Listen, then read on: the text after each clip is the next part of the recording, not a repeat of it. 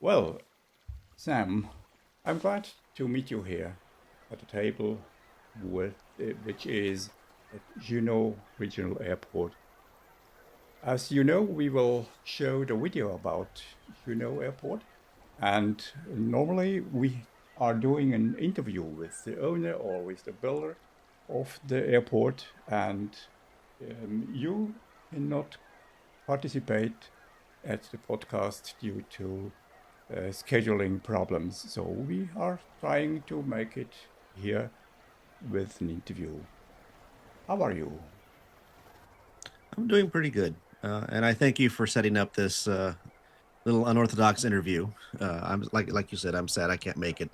Just some real life conflicts, but we're making it work, even with our time differences. So that's pretty awesome. And I thank you again for working with me on that. Thank you.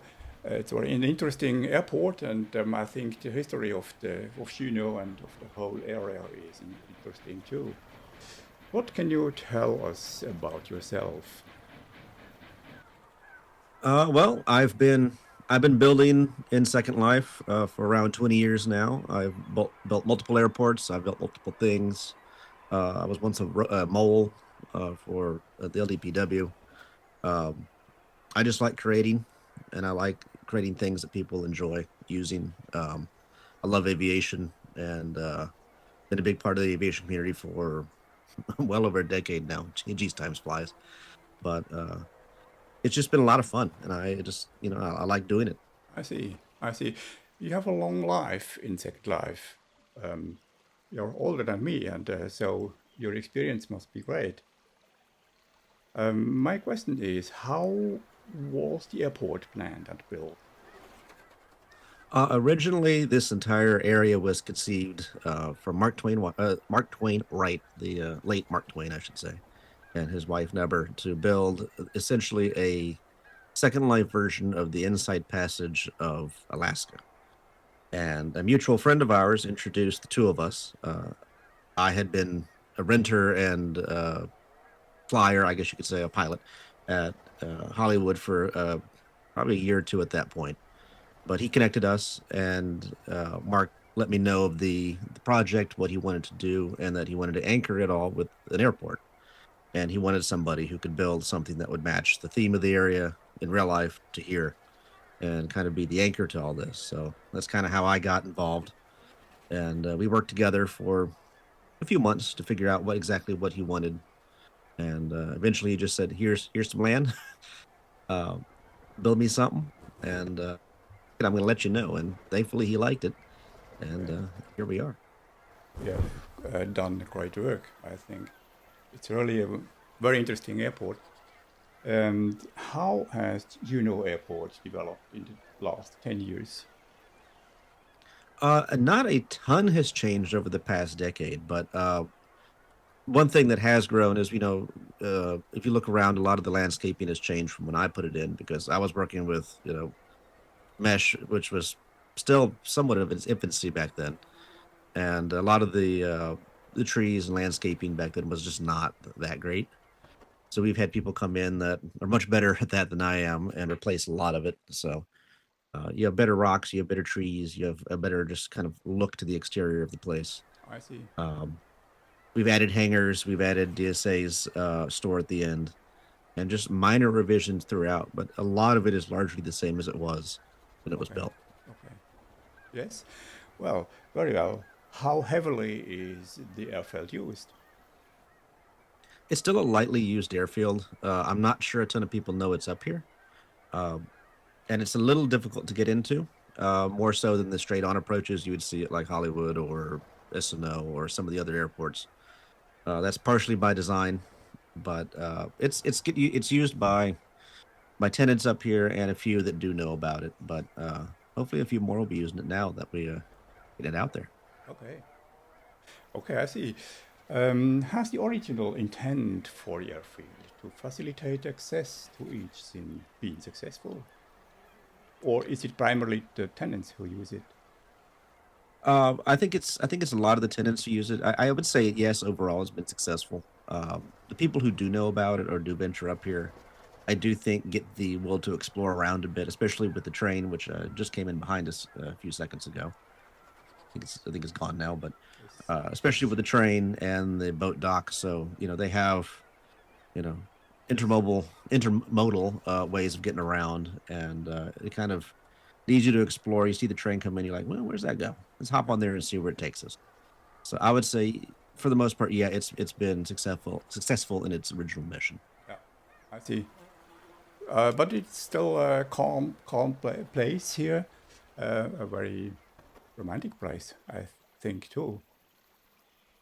Well, what facilities at the airfield have proved their worth from the outset?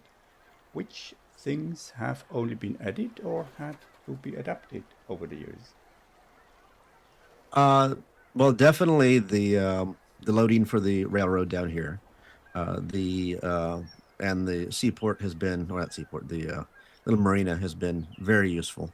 Okay. Um, those have proven themselves to be, I think, key parts of this. I mean, the entire airport behind us was developed around this railroad coming in right where it is. That was kind of one of the areas that I could not touch when I started this. Hmm. So that has been very useful. We've added hangars. We've added a Drew store at the very end. We've redeveloped the marina and added the GTFO hub. And I would say the hub has been important. The marina has been important, and the hangars, as far as I'm aware, have always been. It was always had tenants in them since we built them, and I think they're going on probably Yeah. 8 years old now or so. Okay. Very good. Sounds very good. What influence has the airfield had on the development of the region? I mean, it's nice having an airport nearby without really being right up your nose. So I think the tenants that rent the rest of these parcels around here, and in this, I guess, the sim group, you could say, appreciate its existence. They don't have to have a seaplane out front unless they want one. Uh, and they have a place where they can bring people in and kind of immerse them a bit in the region and its theming Hmm. to get them to their residences and stuff. I think it's overall just been a fun little addition, fun little contribution to the region. I think yes, but still an important contribution, I think too. As I have been here for a while, I am watching the planes landing and starting, helicopters and so on. So it's a living airport still. And my last question, what was and is your personal heartfelt concern when it comes to the airfield? Mainly that it just makes people happy. With anything that any of us content creators do, yourself or like Drusello or any of the others with aircraft and buildings and podcasts, we just want to make sure people are happy and enjoy what we do. And that's ultimately what I do with anything that I build. I really want to make sure people enjoy it, use it, and or just have a positive experience overall. And that's kind of what we aim for with this airport. We just want to add something positive to the community and just something we hope people will use and really just kind of like. I see. Very good. Very good. You know that we, as an airport of Santa Bray, we are interested to get partner airports. And this interview and the video about Juneau Airport is intro to getting in partnership. What do you say to that? Absolutely, we'd love to have you. We'd love to be a part of it. Cool. Okay, thank you very much, Sam, for this interview. And I wish you a good time and we see you sure and we meet us as a partnership. Thank you very much. Have a And good thank day. you for having us. You as well.